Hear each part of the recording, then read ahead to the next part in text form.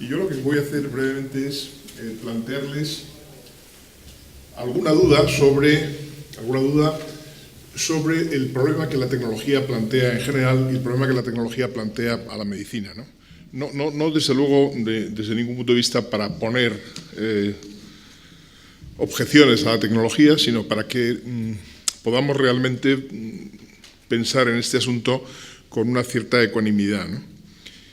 Bueno, empezaría diciendo que la tecnología no es nada externo al ser humano. La tecnología es algo tan humano como cualquier otra cosa. El hombre, como decía antes José Luis Puerta, es un animal que tiene una extraña cualidad que le hace preferir el mundo que él es capaz de hacer al mundo puramente natural. Nosotros ahora estamos aquí en un ambiente absolutamente artificial o tecnológico.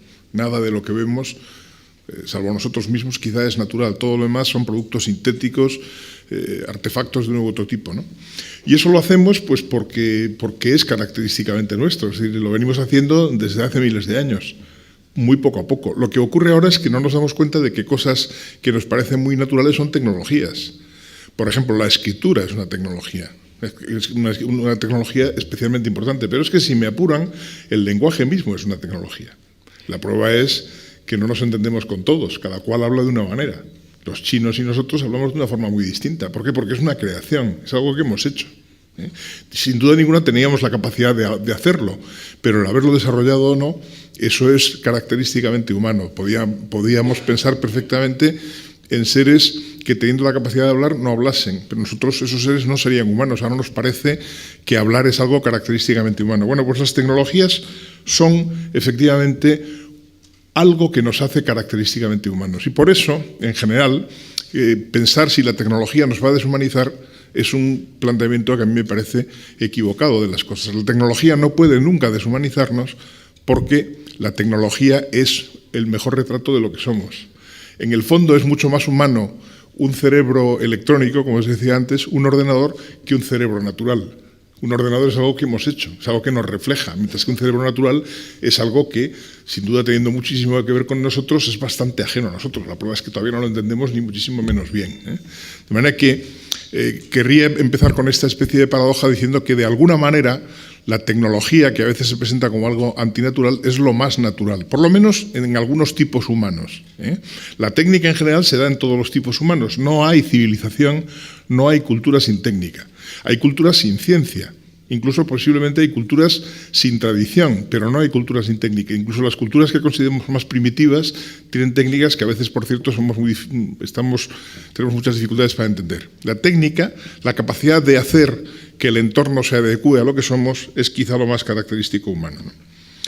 Bueno, a continuación quería hacer una observación que no sé si ustedes han hecho alguna vez, que empieza por ser filológica, pero tiene interés para lo que estamos hablando, y es que la palabra técnica y su versión más moderna, tecnología, que aparece de una manera mucho más reciente, es una palabra griega, como saben, tecné, que se pierde en el latín, aunque da lugar a una palabra similar que es ars, arte, y entonces nosotros ahora tenemos una dupla de arte y técnica que los griegos no distinguían. Para los griegos el arte y la técnica es lo mismo. ¿Por qué? Porque eran expresiones de la condición humana, como estamos diciendo, que ellos distinguían, y ese es un concepto que a veces todavía nos queda metido entre pecho y espalda y que conviene revisar, les servía para distinguir entre lo puramente natural y lo humano, y contraponían excesivamente lo natural y lo artificial. Nosotros, en cambio, gracias a la ciencia, hemos llegado a una situación en que nos damos cuenta que no hay realmente una frontera nítida entre lo natural y lo artificial.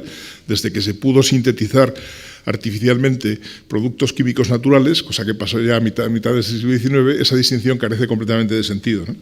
Ahora bien, en el caso de la medicina, es importante hacerse la reflexión de qué significa técnica y tecnología en la medicina. Pero claro, la medicina sin duda es un arte, es decir, es una técnica. Es algo que saben los médicos, que usan los médicos para curarnos, para sanarnos.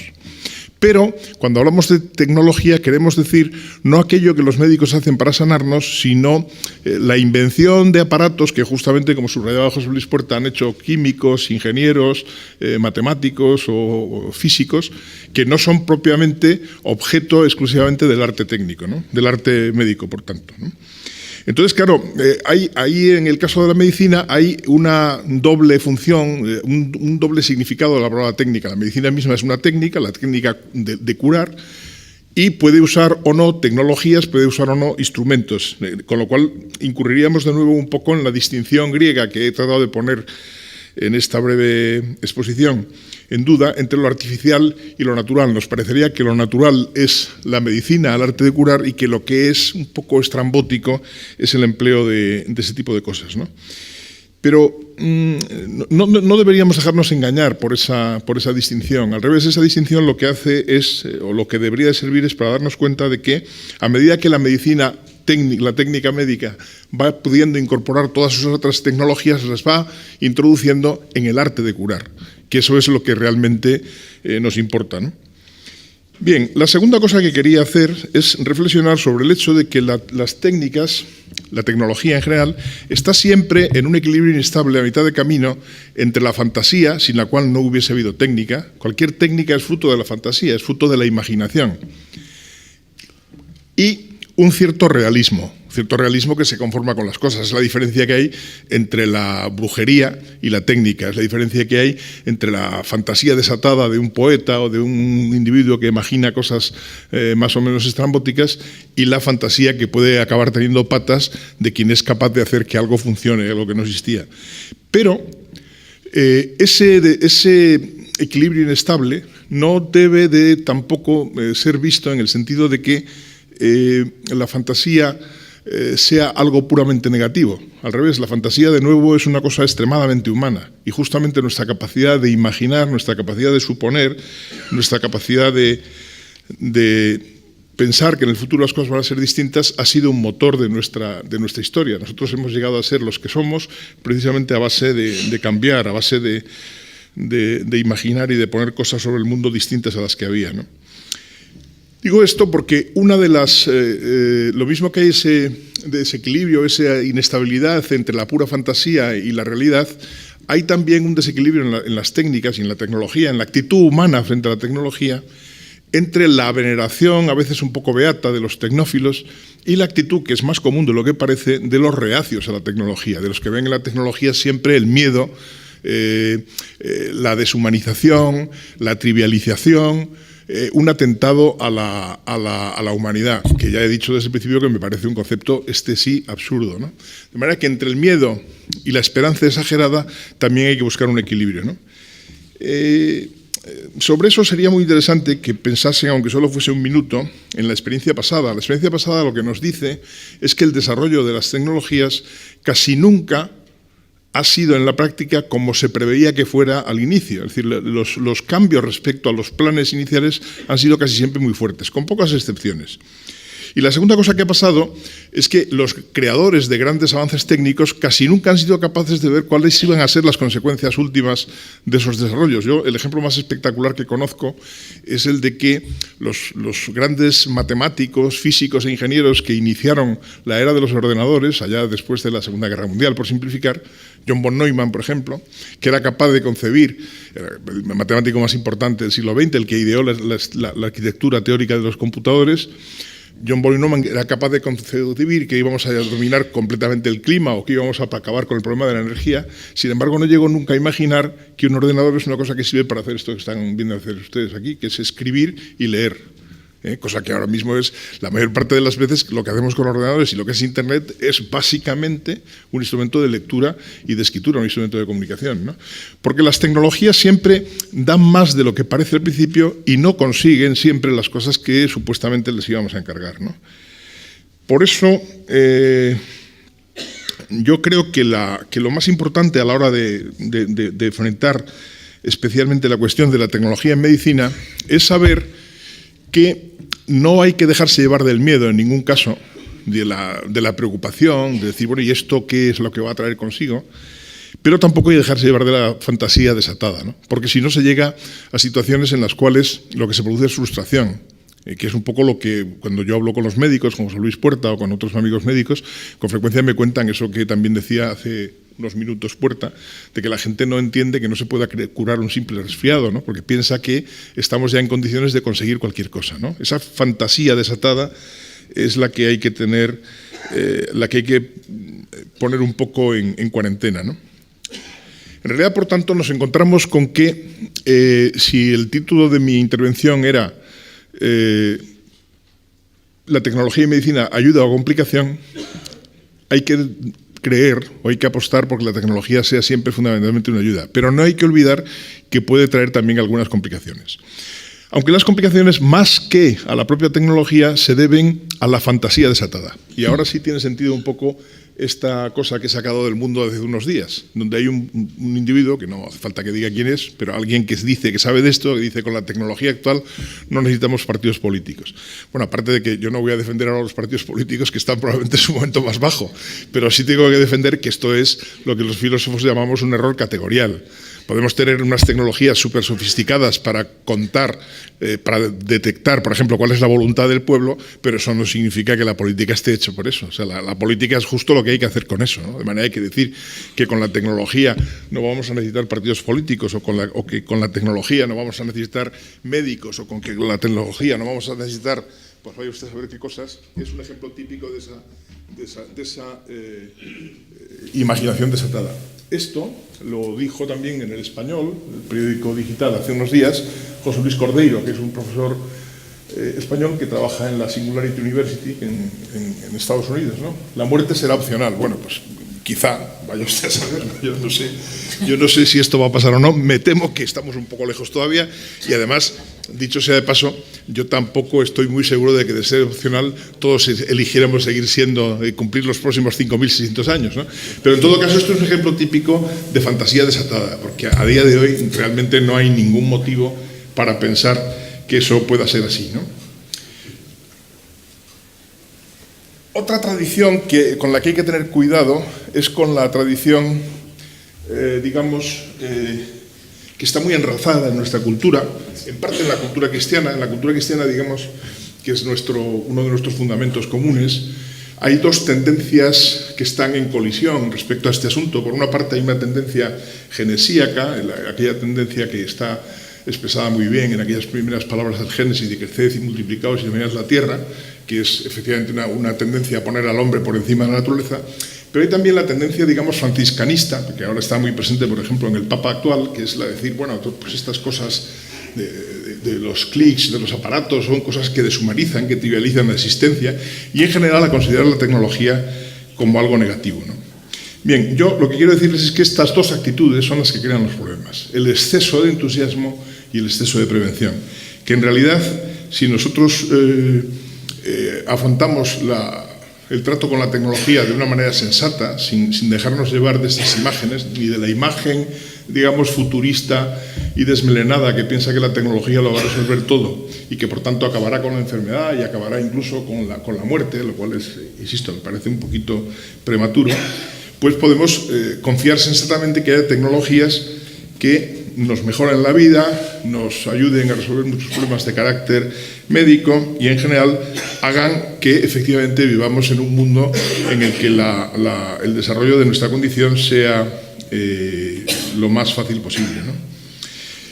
La tecnología que sí puede dar algunos problemas, y con esto voy a ir iniciando el final, en nuestro campo particular, en la medicina, es la tecnología, no las tecnologías, digamos, de tipo físico, de tipo biológico o de tipo bioquímico, las tecnologías que se basan en construir aparatos, sistemas, etcétera, que ayudan, pues, como os he dicho aquí, al diagnóstico, a la prevención, a la terapia, sino en aquellas tecnologías que tienen un carácter, digamos, informático y que ponen en disposición de casi cualquiera de manejar un saber que en realidad no tenemos. Es decir, los sistemas expertos, los sistemas que permiten que accedamos a una información que a lo mejor no comprendemos, etcétera, etcétera, ¿no? ¿Y eso qué pasa? Pues lo que pasa es que esas tecnologías que podríamos llamar, haciendo uso de una terminología muy clásica en estos terrenos, aunque se aplica a otra cosa, que son tecnologías de doble uso, tecnologías que puede usar mi médico o los médicos de un hospital, pero que también puedo usar yo, son las que pueden plantear algún problema especial. Esta diapositiva que tenía aquí era una queja de Jordi Llobet, que es un catedrático de literatura de Barcelona, que ha escrito en El País hace poco un artículo que habla de que nadie hace caso a los filósofos en el sentido de que vivimos, según él, en una civilización excesivamente tecnológica que no presta atención a los grandes problemas. Es decir, es la visión negativa, gracias, la visión negativa de la tecnología, que está mucho más extendida de lo que a primera vista se puede creer, ¿no? Bueno, aquí en cambio vamos a entrar ahora en 2 o 3 diapositivas que les he preparado de cosas recientes de los periódicos que tienen que ver con esta situación un poco ambigua que se puede dar en la práctica médica con las tecnologías de doble uso, que me permiten a mí como paciente informarme acerca de lo que me ocurre y que por tanto me colocan frente al médico en una posición distinta a la clásica, en la que el médico está acostumbrado a decir yo soy el titular de un conocimiento suficiente y tengo una autoridad que me concede la sociedad, la ley y la práctica médica, y delante de mí pues hay una persona que me va a hacer caso. Bueno, pues ahora resulta que podemos tener delante de nosotros, el médico puede tener delante de sí a personas que supuestamente pueden llegar a saber sobre el asunto particular de qué se trate, tanto o más que el médico, ¿no? Esta información de Voz Populi, que a su vez se hacía eco de una información de una revista médica, hace notar que en algunos casos los pacientes se pueden sentir más tranquilos y se pueden enfrentar con el médico de una manera más positiva si tienen una información previa respecto a aquello que les pasa, que se le puede dar el iPad o Samsung. Vamos, porque esto ya de poner siempre la marca de la manzana pues es un poco exagerado, que la puedes obtener en Internet, que la puedes obtener en cualquier sistema experto y que te puede ayudar a enfrentarte con lo que el médico tenga que decirte. Es decir, sería haber en este asunto algo positivo, que yo creo que también puede haberlo, variando mucho naturalmente de cuáles sean las condiciones de cada paciente, ¿no? Por ejemplo, pues aquí en esta misma información se hacía, que está, como digo, sacada de una revista médica, de la revista de la Asociación Europea de Urología, pues se hacía un cierto análisis de cómo los pacientes, a través del contacto con informaciones que pueden afectarles, pues pueden llegar a aceptar los tratamientos de una manera más positiva, etc., ¿no? Esto es un artículo también reciente del mes pasado de una revista de tecnología, en donde dice que el doctor artificial nos puede hacer beneficios, ¿no? Y que tiene que ver con el hecho de que es el uso de grandes bancos de datos, ¿no? Es decir, que pueden ayudar y pueden complicar la vida al médico, ¿no? Aquí, por ejemplo, el dato que se nos daba es que en más de 40.000 pacientes mueren cada año en UCIs, y como resultado se supone de malos diagnósticos, ¿no? Entonces hay un emprendedor británico que cree que haciendo que los datos relevantes para diagnosticar cualquier enfermedad, si están en manos de los pacientes, pueden ayudar a que se eviten algunos de esos malos diagnósticos, ¿no? Bueno, yo sobre este asunto no me gustaría pronunciarme. Lo que sí creo que se puede decir ya es que va a ser un problema que van a tener los médicos en el futuro de una manera cada vez más aguda, y que lo que me dice José Luis, que lo tienen ya porque a él le pasa, ¿no? Yo, para terminar, si tuviese que definirme respecto a si esto es negativo o positivo, yo tendería a decir que es positivo. Es decir, tendería a decir que coloca al médico en una situación distinta de la tradicional, le descoloca respecto a su autoridad, digamos, carismática, ¿no? Su autoridad no basada en el conocimiento, sino en la ignorancia, y le coloca en un plano en el que puede actuar más inteligentemente, con tal de que el paciente no quiera saber más que el médico, ¿no? Pero, en fin, basta, para entender lo que puede ser esto, caer en la cuenta absolutamente ordinaria de que médicos van a otros médicos. Incluso médicos especialistas en un tema determinado pues se atienen al criterio de otro médico distinto al suyo propio, pues porque por razones de prudencia es razonable llegar a la conclusión de que puede tener sus riesgos dejarse guiar del propio criterio en materias delicadas, ¿no? Pero, en fin, esta sí que es una situación en la que la tecnología, las tecnologías, digamos, de doble uso, las tecnologías informáticas, la Internet y todas las variantes, incluso también la Internet de las cosas, el hecho de que yo pueda llegar a una consulta sabiendo cuáles son mis datos, los datos que se obtienen en una analítica ordinaria, llegar ya con ellos, y por tanto si el médico me dice a usted lo que le pasa es que tiene mucho azúcar, yo decirle, no, mire usted, el azúcar lo tengo por debajo de 100.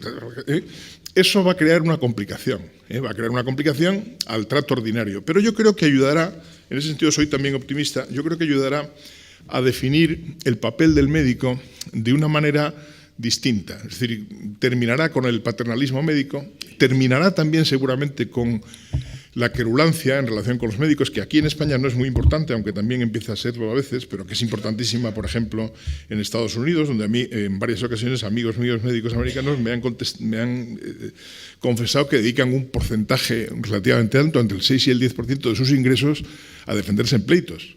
Porque claro, para un enfermo que uno cualquiera de estos 45.000 que mueren en la UCI supuestamente por mal diagnóstico, pues puede emprender un pleito, y de hecho lo hace muchas veces, ¿no? Entonces yo creo que estas tecnologías pueden suavizar ese asunto, pueden hacer, porque al fin y al cabo la gente en general es más bien razonable que lo contrario. Y como los médicos normalmente conocen su oficio, bueno, pues pueden a lo mejor equivocarse, pero si uno tiene de antemano bien conocidos cuáles son los riesgos, cuáles son las posibilidades, pues es fácil que acepte con más tranquilidad el diagnóstico y el consejo médico, ¿no?